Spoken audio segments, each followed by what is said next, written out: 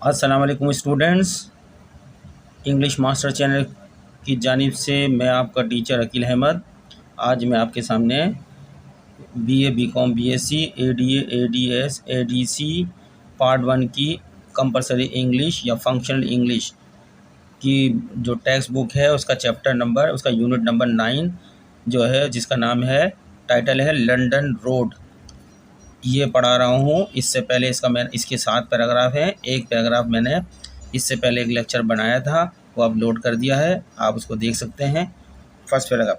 आज मैं इसका सेकंड पैराग्राफ पढ़ूँगा, फिर उसको सेंटेंस टू सेंटेंस पढ़ूँगा और सेंटेंस के हिसाब से उसको ट्रांसलेट करूँगा, उसके वर्ड्स मीनिंग बताऊँगा और उस पर अपना तबसरा करूँगा। ठीक है। तो इससे पहले जितने और जो टॉपिक्स हैं वो मैं अपलोड कर चुका हूँ पढ़ा के। अब ये यूनिट नंबर 9 था। इस टॉपिक से इस दफ़ा एडीसी पार्ट 1 का जो 30 तारीख को इंग्लिश का पेपर हुआ था, इसका पैराग्राफ नंबर 4 वो आया था एग्ज़ाम में। सीन पैसेज के अंदर क्वेश्चन नंबर 4 था, वो इसी टॉपिक से लिया गया था। तो अब हो सकता है अभी जो एडीए वाले दें उनका भी शायद रिपीट इसी टॉपिक से हो जाए, शायद, कंफर्म नहीं बोल रहा। तो लेकिन आप इम्तहान में तमाम सबक के जितने भी टॉपिक अच्छी तरह पढ़ के जाएँ। लिखना आपने खुद होता है, उसको कॉपी नहीं किया था, खुद ही लिखा जाता है, लेकिन आपको आइडिया मिल जाता है इनको पढ़ के सबक में क्या लिखा था। तो चलता हूँ मैं सबक को जो है शुरू करने के लिए। मैंने अपने हैंड राइटिंग में भी लिखा है, वो भी दिखाऊँगा आपको साथ साथ। ठीक है, उसमें वर्ड्स मीनिंग लिखे हैं मैंने। वक्त आपके सामने पहले ये पढ़ता हूँ मैं। आपके बुक है तो खोल लें, इसको थोड़ा बड़ा कर देता हूँ। देखिए, पहला पैराग्राफ जो 1 था, पैराग्राफ नंबर 1, ये मैं आपको यहाँ से लेके यहाँ तक दिखा चुका हूँ पढ़ के। इम्तहान में जो आया था ये पैराग्राफ आया था, आई वाज प्रोपेल्ड से लेके क्लाउड पर ख़त्म हुआ था, 3 डॉट लगे हुए थे। ये अभी 2023 का जो एग्ज़ाम आया था ये पैराग्राफ था। इसके नीचे कुछ सवाल दिए गए थे, उनके जवाब देने थे। तो मैं अभी पहला पैराग्राफ मैं अपलोड कर चुका हूँ, आज सेकंड पढ़ाऊँगा। मैं पैराग्राफ टू पैराग्राफ अपने लेक्चर बना रहा हूँ उसके पर। जब ये पैराग्राफ नंबर 4 है, जब इसके पर बारी आएगी तो फिर इसको समझेंगे। ठीक है, चलते हैं लेक्चर नंबर आज का जो है पैराग्राफ नंबर 4 की तरफ। लंदन रोड टॉपिक है हमारा।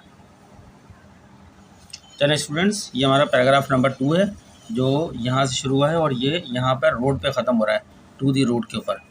इसमें कितने सेंटेंस है अभी हमने इसका काउंट नहीं किया। हम सेंटेंस टू सेंटेंस पढ़ेंगे, ट्रांसलेशन करेंगे, फिर हर ट्रांसलेशन के ऊपर बाद में मैं अपना तबसरा भी करूँगा, वर्ड मीनिंग भी बताएंगे। मैंने अपने हाथ से लिखा हुआ है, इससे पहले मैं पढ़ दूँ। पहले इससे ट्रांसलेशन करने से पहले मैं पैराग्राफ आपके साथ पूरा पढ़ देता हूँ, फिर मैं अपनी हैंड राइटिंग में चलूँगा। जिनके पास नहीं है वो यहाँ से देखें, जिनके पास किताबें खोल लें। चलें शुरू होते हैं। Paragraph number 2।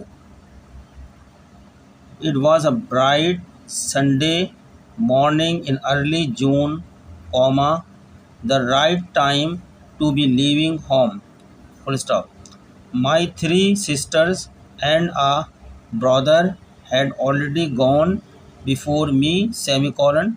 2 other brothers had yet to make up their minds, full stop. They were still sleeping that morning, but my mother had got up early and cooked me a heavy breakfast, had stood wordlessly, wordlessly, wordlessly, wordlessly, while I ate it, her hand on my chair, and had then helped me pack up my few belongings, full stop. There had been no fuss, no appeals, no attempts at advice or persuasion, only a long and searching look, full stop.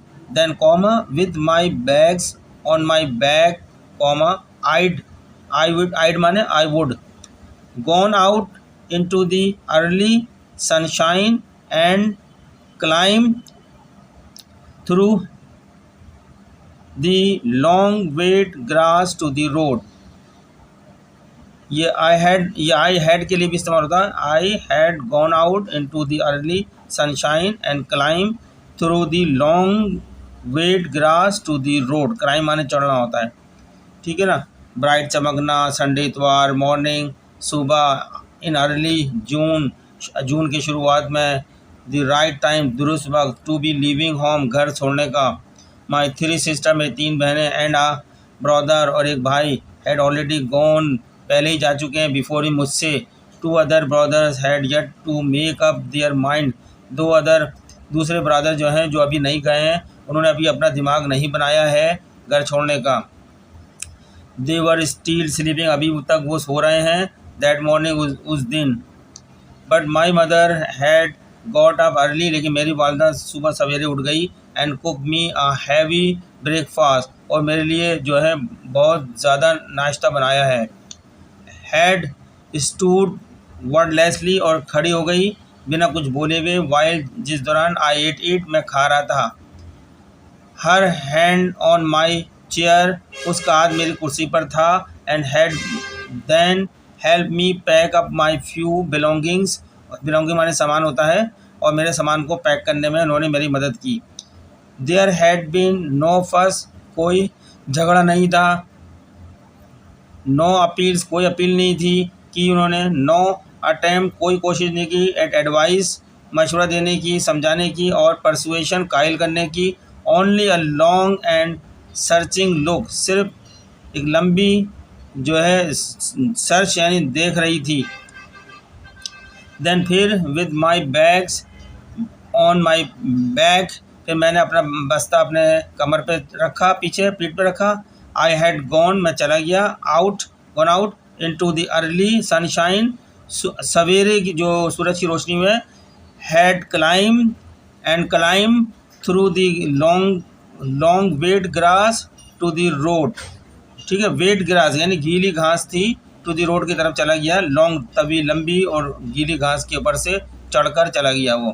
तो ये students सारे word के मतलब मैंने बता दिए यहाँ पे, तो मैंने इसकी ट्रांसलेशन तो भी करी है, थोड़ी बहुत कोशिश करी है थोड़ी बहुत करने की, लेकिन सेंस के हिसाब से नहीं करी, लेकिन वर्ड टू वर्ड मैंने उसको समझा दिया है, नज़र आ रहा है। अब मैं चलता हूँ अपने नोट्स जो मैंने इसको बनाए हैं उसके हिसाब से आपको पढ़ाता हूँ। चलिए स्टूडेंट्स, अब मैंने इससे अपने हिसाब से सेट करा है, अभी आपके सामने इसी पैराग्राफ को अब मैं आपके सामने पढ़ाऊँगा, उसमें तबसरा भी करूँगा आपके सामने, उर्दू भी बताऊँगा। ये मेरा चैनल इंग्लिश मास्टर है, आप लोग को नज़र आ रहा होगा। आपसे रिक्वेस्ट है कि आप इस चैनल को ज़्यादा से ज़्यादा सब्सक्राइब करें, लाइक करें, शेयर्स करें, कमेंट्स करके बताएं हमें क्या और इसमें बेहतरी ज़रूरत है। जो हमारी गलतियां हैं, बहुत से स्टूडेंट ने हमारी बहुत सी गलतियां निकाली है, उनको हम अप्रिशिएट करते हैं और हम फ्यूचर में ऐसी गलतियों को दुरुस्त करने की कोशिश करेंगे। और आप सब भी जो है हमें कमेंट्स करें, कोई अगर टॉपिक पे कोई अगर पेपर आपके पास है एग्ज़ामिनेशन का, वो आप हमें कैमरा करके हमें भेजें कमेंट्स में, तो हम उसका सवाल अगर साफ़ सुथरा नज़र आएगा तो हम उसका सॉल्व करके लेक्चर डालेंगे यहाँ पे, ठीक है। इंग्लिश की हम बात कर रहे हैं, जो BA BCom BSc AD ADS ADC के पार्ट 1 की इंग्लिश है जो पढ़ाई जाती है। कराची यूनिवर्सिटी से इसका एग्ज़ाम होता है, स्टूडेंट देते हैं, रेगुलर भी प्राइवेट भी, और इसका यूनिट नंबर 9 है, नज़र आ रहा होगा यूनिट नंबर 9 किताब का, उसका नाम है लंदन रोड। तो इसका हम एक पैराग्राफ पढ़कर और उसके तमाम नोट्स के साथ अपलोड कर चुके हैं। आज से इसी टॉपिक का सेकंड पैराग्राफ जो मैंने अभी पढ़ के सुनाया आपको पूरा आपने देखा होगा। अब मैं सेंटेंस टू सेंटेंस यहाँ पर उस पैराग्राफ को मैंने लिखा है, उसकी ट्रांसलेशन करूँगा आपके सामने, और उस पैराग्राफ के ऊपर अपने तबसरा भी करूँगा, और जो वर्ड इस्तेमाल हुए होंगे उनकी मीनिंग बताऊँगा। चलते हैं paragraph number 2। It was a bright Sunday morning in early June, the right time to be living home, ठीक है। ये अभी हमने पढ़ा भी था किताब के अंदर, मैंने उसका एक सेंटेंस निकाल लिया, एक सेंटेंस करके पढ़ाऊँगा। अब मैंने इसमें जो वर्ड मीनिंग इस्तेमाल हुए हैं, इसमें लफ्ज़ इस्तेमाल हुआ है ब्राइट का, ब्राइट की मीनिंग बताइए। इसका मतलब है क्लियर एंड सनी, यानी सूरज की रोशनी निकली हुई है और साफ़ सुथरा है, ब्राइट चमकता हुआ। संडे का मतलब है is the first day of the week, हफ्ते का जो है पहला दिन होता है ये संडे, ठीक है। स्टूडेंट नज़र आ रहा है आपको। फिर है morning, the morning is the part of the day from sunrise to moon, morning जो है सनराइज टू नून, इसका ये मैं इसकी मीनिंग लिखी है, इज़ द पार्ट एक हिस्सा होता है ऑफ द डे दिन का, फ्रॉम सनराइज रोशनी से टू नून तक का जाता है ये। चांद जब तक निकले नहीं, जब तक ये रहता है। फिर जून की मैंने मतलब बताया। वैसे तो आपको ये बहुत सारे वर्ड पता होंगे, लेकिन इसमें जो इस्तेमाल हुए उसके मतलब बता रहा हूँ मैं उसके हिसाब से। जिनको नहीं पता देख लें। June is the 6th month of the year. 6 छठा महीना होता है ईयर का। लिविंग माने means the go away from place, जगह छोड़ देना, चला जाना जगह से, ये मतलब है। इसमें ये वर्ड इस्तेमाल हुए हैं जितने भी, उनका मैंने मतलब बता दिया। अब मैं इसकी एक्सप्लेनेशन देता हूँ आपको। ये मैंने एक्सप्लेनेशन लिखी है टाइम बचाने के लिए। अगर मैं खुद से देता आपको, ये एक्सप्लेनेशन नज़र आ रही है तो आपको ये इस तरह नोट की शक्ल में हो जाएगी। आपको देखने में आसानी हो रही है, लिखा हुआ है, आप नोट कर सकते हैं। अगर मैं खाली बोल देता तो आपको हो सकता है साउंड समझ नहीं आते, स्पेलिंग मिस्टेक करते, ग्रामेटिकल मिस्टेक करते, इसलिए मैंने इसको लिख दी जो मैं बोलने जा रहा हूँ। पढ़ देता हूँ यहाँ पे। इन दिस सेंटेंस, जो अभी हमने पढ़ा है सेंटेंस नंबर, पैराग्राफ नंबर 2 का सेंटेंस नंबर 1। अब ऊपर जो पढ़ा है sentence, the author is saying, author यानी मुसन्निफ जिसने ये लंदन रोड लिखा है, उसको हम क्योंकि कौन बात कर रहा है, हमने ऑथर के नाम से, मुसन्निफ के नाम से कर दिया है। हम नारेटर भी कह सकते थे, स्टोरी लिखने वाला भी कहते थे, लेकिन हमको मुनासिब लगा द ऑथर का लफ्ज़, यानी राइटर जो इसका है मुसन्निफ है। The author is saying, author कह रहा है दैट के it was a beautiful day in early June comma and it was the right time for him to leave home. ठीक है, मतलब ये कि जो हमने पहला पैराग्राफ पढ़ा था, ये उसकी एक्सप्लेनेशन थी।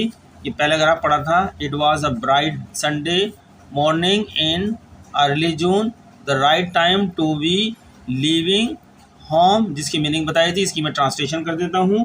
अब कहना ये जून के शुरू में इतवार की एक रोशन सुबह थी, घर से निकलने का सही वक्त था। ये इसकी ट्रांसलेशन है। बाकी मैंने ये बता दिया। अब जो मैंने एक्सप्लेनेशन आपके सामने रखी है उसकी भी ट्रांसलेशन करता हूँ। एक्सप्लेन दोबारा पढ़ देता हूँ। In this sentence, comma, the author is saying that it was a beautiful day in early June, comma, and it was the right time for him to leave home. मतलब इसके अंदर ये मैंने ये बात बयान किया है, एक्सप्लेनेशन देता हूँ इसकी। जो मैंने एक्सप्लेनेशन दी है इसको मैं इस तरह उर्दू में बताता हूँ आपको। इस जुमले में मुसन्निफ कह रहा है कि जून के अवाइल में, अवाइल माने शुरुआत में, स्टार्टिंग में जो जून होता है में, ये एक खूबसूरत दिन था और ये उसके लिए घर से निकलने का सही वक्त था, बता रहा है। चलें सेंटेंस नंबर 2 में चलते हैं। यानी ब्लैक में सेंटेंस नंबर 2 पढ़ के मैं किताब में आपको बता चुका हूँ पूरा। ये सेंटेंस नंबर 2 है, लिखा हुआ है S2। अब मैं आपको ये पढ़ता हूँ सेंटेंस। किताब मैंने पढ़ के बता दिया आपका paragraph 2। My 3 sisters and a brother had already gone before me, semicolon. 2 other brothers had yet to make up their mind, full stop। ये सेंटेंस नंबर 2 जो किताब के अंदर का है, पैराग्राफ नंबर 2 का सेंटेंस नंबर 2 मैंने जो कॉपी किया है वहाँ से ब्लैक में, ये आपके सामने पढ़ा है। अब इसकी मैं ट्रांसलेशन पहले कर दूँ, फिर वर्ड मीनिंग बताता हूँ आपको। मेरी 3 बहनें और 1 भाई मुझसे पहले ही जा चुके थे। 2 दूसरे भाइयों ने अभी तक अपना जहन नहीं बनाया था। ये इसके अंदर बात बताई गई है। इसके अंदर जो वर्ड इस्तेमाल हुए हैं उनकी मीनिंग आपको नज़र आ रही होगी। Sisters are the female, sister का मतलब है means are female siblings, siblings यानी खूनी रिश्ता जो है। सिस्टर्स आर फीमेल सिबलिंग्स हैं। ब्रदर आर मेल सिबलिंग, मैंने मेड लिख दिया, इसको करूँ ये एल होगा, एम, पेन बदलता हूँ मैं, मेल लिख दिया। जैसे भाई होते हैं ना, तो दूसरे भाई, तीसरा भाई, चौथा भाई, ये सब मेल सिबलिंग्स होते हैं। दूसरी बहन, तीसरी बहन, चौथी बहन वो फीमेल सिबलिंग्स होंगी। गॉन मीन्स लेफ्ट, यानी चले गए, छोड़ के चले गए। गॉन का माने चले जाना, गो अवे हो जाना। बिफोर का मतलब है मीन्स बिफोर इन टाइम, वक्त से पहले। मेक अप देयर माइंड्स का मतलब है means to decide what to do. ये मेक अप देयर माइंड्स का मतलब क्या है, ये फ्रेज है, इसका मतलब है टू डिसाइड, फैसला करना है, व्हाट टू डू, क्या करना है उसका फैसला करना है। ये वर्ड मीनिंग है। इसकी मैं एक्सप्लेनेशन जो आपको दे रहा हूँ वो मैंने यहाँ लिख दी है, पढ़ता हूँ मैं, फिर मैं आपको उसकी ट्रांसलेशन कर दूंगा। इन दिस सेंटेंस, यानी सेंटेंस जो मैंने अभी ब्लैक में पढ़ा था, to in this sentence comma the author is saying that 3 of his sisters and 1 of his brothers had already left home before him, comma, but 2 other brothers had not yet decided whether to leave or not। ठीक है, इतना आसान, इतना अल्फाज है, कोई मसला नहीं। पैरा इम्तिहान में आया था तो कोई मसला नहीं होता है, इतना ज़्यादा से आसानी अल्फाज होते हैं। अगर आपने 1-2 मरतबा पढ़ा हुआ है, समझा हुआ है, तो फिर आपको पूरी बात समझ में आ जाती है। एग्ज़ाम में पूरा पैराग्राफ आता है। तो मैं इसको ट्रांसलेट कर देता हूँ सेंटेंस नंबर 2 को। इसकी मेरी एक्सप्लेनेशन जो मैंने अभी दी है, इसमें मैंने बताया है कि इस जुमले में मुसन्निफ ये कह रहा है कि इसकी 3 बहनें और इसका एक भाई इससे पहले घर से निकल चुके थे, लेकिन 2 दूसरे भाई अभी तक नहीं गए थे क्योंकि उन्होंने अभी तक घर छोड़ने या ना छोड़ने का फैसला नहीं किया। ठीक है स्टूडेंट्स, ये मैंने सेंटेंस नंबर 2 भी आपके सामने एक्सप्लेनेशन दे दी है इसके सामने। अब चलते हैं इसका सेंटेंस नंबर 3 की तरफ। ये S3, ये सेंटेंस मैंने पैराग्राफ नंबर 2 से सेंटेंस नंबर 3 कॉपी किया है, आपको नज़र आ रहा होगा। ये बड़ा पैराग्राफ है, लॉन्ग पैराग्राफ है ज़रा। They were still sleeping that morning, comma, but my mother had got up early and cooked me a heavy breakfast, comma, had stood wordlessly, wordlessly, ये नहीं जो मैंने काटा हुआ है, wordlessly है, wordlessly बिना कुछ बोले, wordlessly, while जिस दौरान I ate it, comma, her hand on my chair, comma, and had then helped me pack up my few belongings। ये आपके सामने टेक्स्ट। अब इस टेक्स्ट का मैं ट्रांसलेशन आपके सामने कर देता हूँ। सेंटेंस नंबर 3 की ट्रांसलेशन जो है टेक्स्ट की, इसमें ये बताया गया है, दे माने वो, ठीक है, वो इस सुबह भी सो रहे थे, यानी इसके जो भाई हैं जो अभी गए नहीं घर छोड़ के, दोनों भाई वो अभी तक सो रहे थे, उनसे मुतालिक बात है, they were still sleeping that morning. वो इस सुबह भी, इस सुबह माने दैट मॉर्निंग, इस सुबह भी सो रहे थे, लेकिन मेरी माँ ने जल्दी उठकर मेरे लिए एक अच्छा नाश्ता बनाया था या भारी नाश्ता बनाया था। हैवी ब्रेकफास्ट लिखा है वहाँ पे, तो अच्छा नाश्ता बोल रहे हैं, भारी या ज़्यादा नाश्ता बनाया था। ज़्यादा नाश्ता बनता है तो उसको बोलते हैं हैवी ब्रेकफास्ट, बहुत ज़्यादा चीज़ें रख दी उन्होंने, बनाया था। जब मैं इसे खा रहा था तो मेरी माँ बेसाख्ता खड़ी थी, इसका हाथ मेरी कुर्सी पर था और फिर मेरा कुछ सामान बांधने में मदद की थी माँ ने। ठीक है, ये मैंने इसकी ट्रांसलेशन कर दी। चलें इसमें इस्तेमाल होने वाले वर्ड्स के मतलब बताते हैं। यहाँ पे आपको एग्ज़ाम में अक्सर पैराग्राफ से मतलब भी पूछते हैं, मीनिंग भी पूछते हैं इंग्लिश में। Sleeping means not awake, mother में स्लीपिंग का मतलब जागा हुआ नहीं, अवेक माने जागना होता है, नॉट अवेक। मदर बोलते हैं is the female parent of a child. Got up माने उठ गई, अम्मा उठ गई थी बताया। Means walk up, walk up wake up की सेकंड फॉर्म में वॉक अप, उठ गई। कुक्ड माने पकाना, तैयार करना, नाश्ता खाना वगैरह। मीन्स प्रिपेयर्ड फूड, फूड तैयार करना। हैवी माने मीन्स लार्ज इन साइज और अमाउंट, यानी बहुत सारा होना। ये नाश्ता बहुत सारा था, साइज के अंदर, या अमाउंट के ना मिकदार, अमाउंट मिकदार के लिए सवाल हुआ है, साइज जो है हजम बहुत सारा था। ब्रेकफास्ट नाश्ते को बोलते हैं, is the first meal of the day. सुबह उठती है, दिन शुरू होता है तो उसका पहला ही खाना होता है, ये खुराक होती है जिसको ब्रेकफास्ट बोलते हैं, ब्रेकफास्ट। वर्डलेसली माने बिना कुछ बोले हुए, मीन्स विदाउट सेइंग एनीथिंग, बिना कुछ कहे हुए, इसको बोलते हैं वर्डलेसली। ATE, ईट की सेकंड फॉर्म है एट, मीन्स कंज्यूम फूड, यानी खा के ख़त्म करा फूड को, खर्च कर लिया, यूज़ कर लिया। चेयर माने is a place of furniture with a seat and back for one person to seat on, एक कुर्सी जिसके ऊपर एक शख्स बैठ जाता है। बिलोंगिंग बोलते हैं सामान को। Are things that belong to someone, someone माने किसी से जिसका ताल्लुक हो, जो किसी की मलकियत में हो, चीज़ें होती हैं बिलोंग्स। चलें एक्सप्लेनेशन देता हूँ मैं अपनी, लिख के दे रहा हूँ मैं। इस पैराग्राफ जो मैंने अभी पढ़ा है टेक्स्ट का, इसके ऊपर एक्सप्लेनेशन दी है। इन दिस सेंटेंस, इस जुमले में, जो मैंने ऊपर सेंटेंस नंबर 3 पढ़ा है, इन दिस सेंटेंस, इस जुमले में द ऑथर मुसन्निफ is saying that his mother had gotten up early that morning comma even though his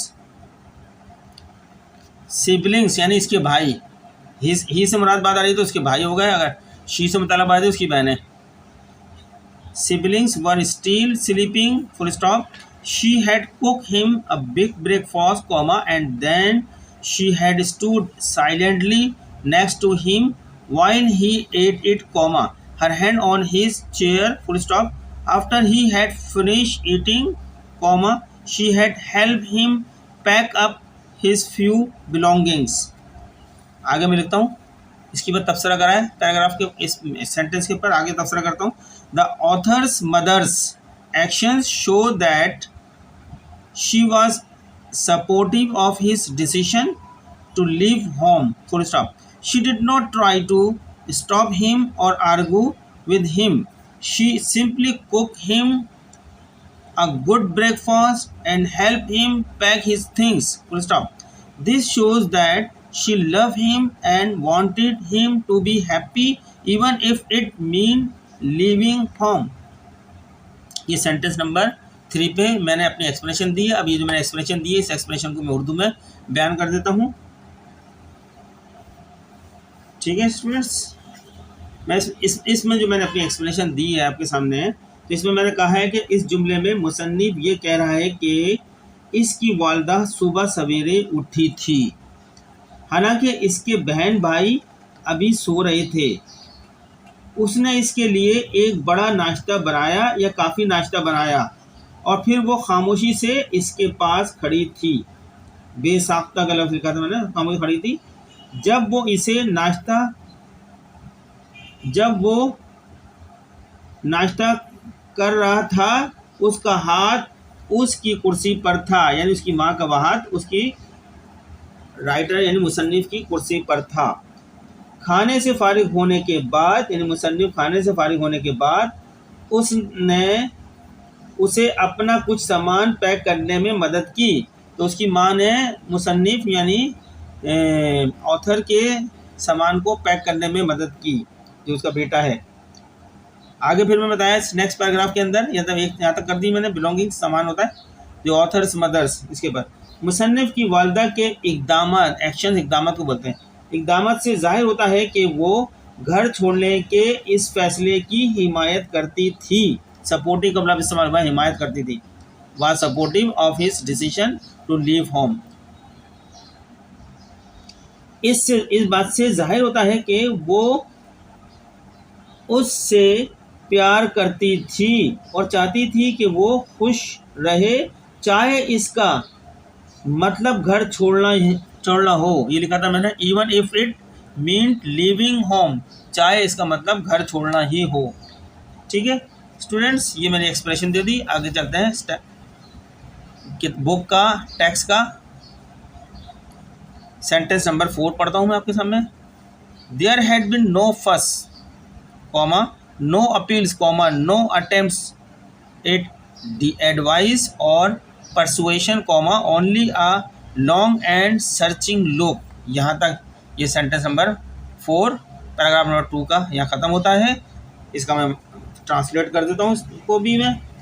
इसमें ये बात बताई है, कोई हंगामा नो फस, ठीक है, कोई अपील नो अपील्स, मशवरा no attempts at advice or persuasion.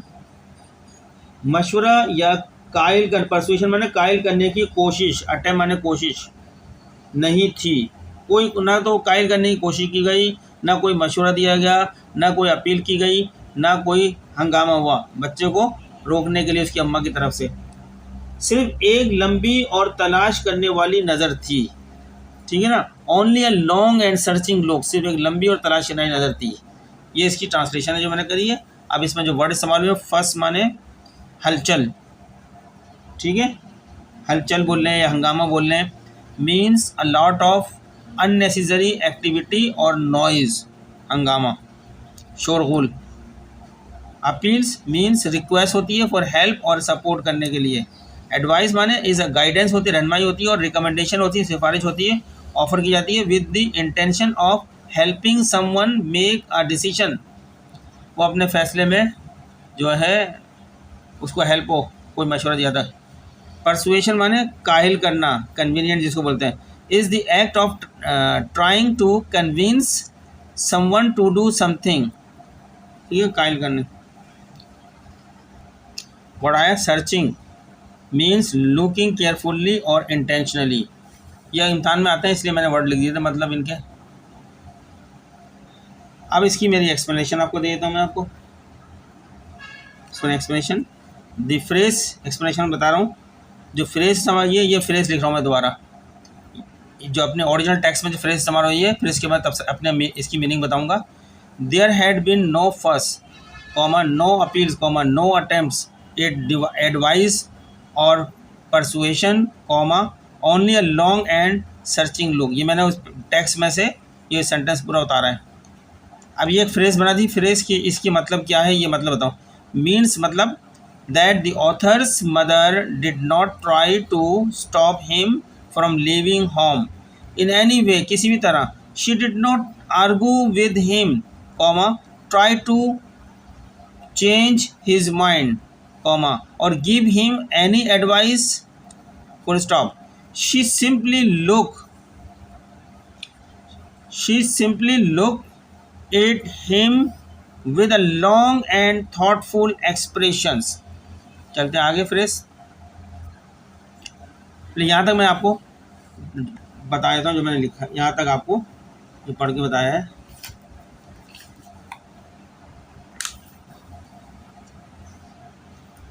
इस जुमले में जो मैंने लिखी है फिर मैं रिपोर्ट करी है, there has been no fuss, no appeals, no attempts at advice or persuasion, only a long and searching look. ये मैंने कॉपी किया वहाँ से टेक्स्ट से। अब इसके ऊपर जो मैंने मतलब बताया, means that the author's mother did not try to stop him from living home in any way, she did not argue with him, try to change his mind or give him any advice full stop, she simply looked at him with a long and thoughtful expression। ये इसको मैं उर्दू बताता हूँ जो मैंने बताया इसमें का मतलब। मीन्स का मतलब ये है कि मुसन्नफ़ की वालदा ने उसे किसी भी तरह से घर छोड़ने से रोकने की कोशिश नहीं की, उसने उससे बहस नहीं की, इसका जहन बदलने की कोशिश नहीं की या उसे कोई मशवरा नहीं दिया, उसने बस एक लंबे और सोचे समझे अंदाज में उसे देखा। ये मैंने यहाँ तक की बात बता दी। आगे पढ़ता हूँ फ्रेज को, एक्सप्लेनेशन को। The phrase suggest that the author's mother was sad, उदास, SAD sad, to see him go, उसे जाते हुए देखकर, comma, but she also understood his decision, लेकिन उसके फैसले को समझती है। शी न्यू दैट, वो जानती थी, he was a grown man, वो एक बड़ा आदमी है, and that he had to make his own choices, ठीक है ना, वो अपने फैसले खुद कर सकता है। The long and searching look suggest that she was trying to understand his reason for leaving and that she was hoping that he would be happy in his new life, ठीक है। अब इस वाले पैराग्राफ को भी मैं आपको बता देता हूँ, मैंने इसको ट्रांसलेट कर देता हूँ जो अभी पढ़ा है मैंने। इस जुमले से पता चलता है कि मुसन्निफ़ की वालदा इसे जाते हुए देखकर दुखी थी। She was sad, mother was sad, दुखी थी, लेकिन वो इसके फैसले को भी समझती है। वो जानती थी कि वो एक बड़ा आदमी है और इसे अपना इंतखाब खुद करना है। लंबी और तलाश करने वाली शक्ल बताती है कि वो उसके जाने की वजूहात को समझने की कोशिश कर रही थी और उसे उम्मीद थी कि वो अपनी ज़िंदगी में अपनी ज़िंदगी में वुड बी हैप्पी, खुश होगा। ठीक है स्टूडेंट्स, समझ में आ गया ये सेंटेंस नंबर 4। सेंटेंस नंबर 5 पढ़ते हैं। देन, ये टेक्स्ट का है, टेक्स्ट का सेंटेंस नंबर 5 ब्लैक में लिखा मैंने।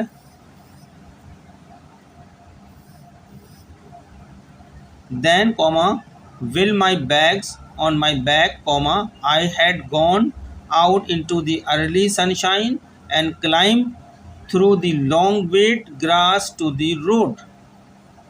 इस टेक्स्ट को भी मैं ट्रांसलेट कर देता हूँ। फिर अपना बैग पीठ पर लटकाया या रखा, पीठ पर रखा, पीछे बैग मैं इब्तदाई धूप में, तो राइटर जो है मुसन्निफ इब्तदाई धूप में निकल गया और लंबी गीली घास से गुजरकर सड़क पर गया। ये इसका ट्रांसलेशन है। अब इसमें इस्तेमाल होने वाले वर्ड आपके सामने बैग का लफ्ज़ इस्तेमाल हुआ है। आर कंटेनर्स होते हैं फॉर कैरिंग थिंग्स, चीज़ें रखने के लिए। बैग BAC के बैग इज़ द रेयर मैंने पीछे, रेयर पार्ट हिस्सा होता है, पीछे का हिस्सा होता है ऑफ अ पर्सनस बॉडी, एक शख्स की बॉडी के पीछे के हिस्से को रेयर बोलते हैं, रेयर पार्ट बोलते हैं या बैग बोलते हैं। सनशाइन चमकता हुआ, is light and heat of the sun, सूरज की रोशनी और उसकी तपिश होती है, उसको सनशाइन बोलते हैं। ग्रास माने घास होती है। Is a plant that grows close to the ground and has long thin leaves, उसके पत्ते लंबे होते हैं। जो रोड माने is a way for people and vehicles to travel from one place to another. Road होता है, लोग भी चलते हैं, एक तरफ से दूसरे रास्ते में चलते हैं, गाड़ियाँ भी एक तरफ से दूसरे रास्ते में चलती हैं, रोड होते हैं। अब इसकी मैं अपनी एक्सप्लेनेशन करता हूँ। सेंटेंस 5 जो अभी आपने पढ़ा। इन this sentence comma the author is saying that he put his bags on his back and went outside into the early morning sun, full stop. He climbed through the long wet grass to the road।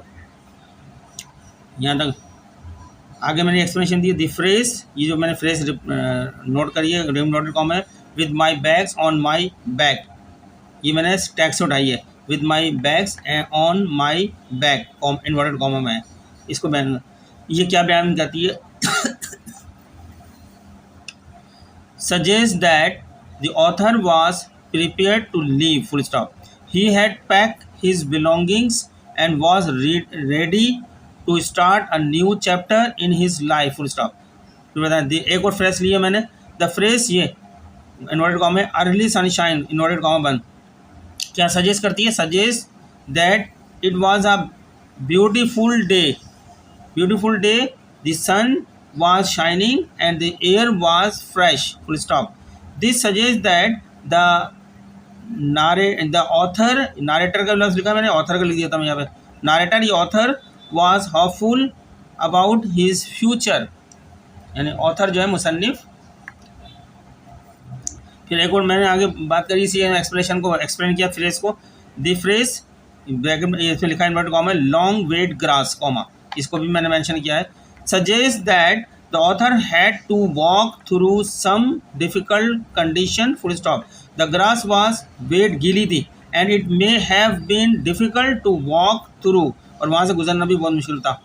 However, comma, the author was determined, पुरअज़्म इरादा जो होता है ना, to keep going, जाने का, चलते रहने का। फिर एक फ्रेज और मैंने इसमें मेंशन करी है, the phrase road comma suggest that, ये क्या सजेस्ट करती है? The author was ready to start a new journey, full stop. He was leaving his old life behind and was moving on to something new. ये explanation थी, इसकी मैं translation कर देता हूँ, आपको समझ में आ जाए। अब मैं ट्रांसलेशन कर देता हूँ जो मैंने अभी आपको बताया है अपने एक्सप्लेनेशन, उसके मुताबिक। जुमले में एक फ्रेज लिखिए, with my bags on my back, से पता चलता है कि मुसन्निफ जाने के लिए तैयार था। वो अपना सामान बांध चुका था और अपनी ज़िंदगी का एक नया बाब शुरू करने के लिए तैयार था। फ़िक्रा बोल सकते हैं फ्रेज़ को, फ़िक्रा यानी फ्रेज़। एक और मैंने लिए, अर्ली सनशाइन, से पता चलता है कि ये एक खूबसूरत दिन था, सूरज चमक रहा था और हवा ताज़ा थी। इससे पता चलता है कि मुसन्निफ अपने मुस्तकबिल के बारे में पुरुमीद था।